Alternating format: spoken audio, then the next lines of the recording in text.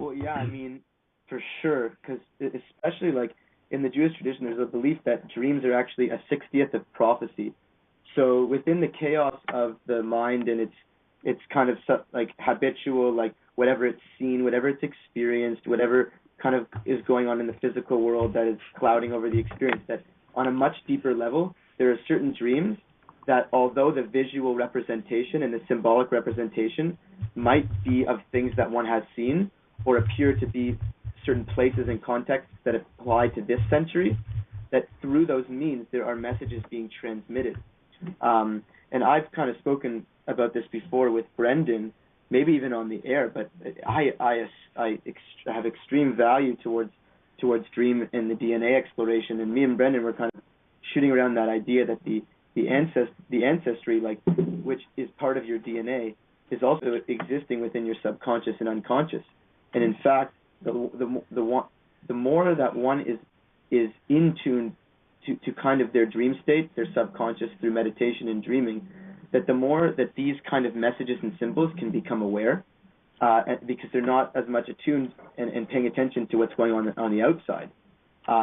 So for me, I mean, there's been certain times where I've written down certain teachings that I've felt like I've received that I, in a way, didn't even know about. And I've even spoken about how I've been in a kind of like a chamber of sorts, like this room that kind of looked like my room but wasn't, that had like very large Hebrew books in them. Whether or not there was actually anything to learn in them, I'm not sure. But I know that the more I explored the dream state, the more there are things that I could find out about my ancestry and about anyone's ancestry kind of through their dreams. Because and this isn't new stuff.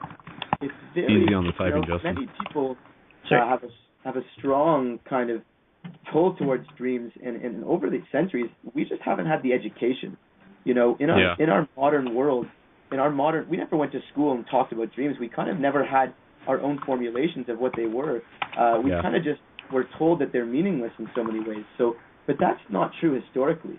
Well, that's what I was about to say. Like, I mean, you know, sort of branching the conversation here, like that's something in terms of our mysterious past that I'm particularly interested in, is like, what was the relationship with dreams that these ancient cultures had? Because, I mean, at some point, you know, I would think that you're right. Like, the way how we dream today is not the way how we used to dream.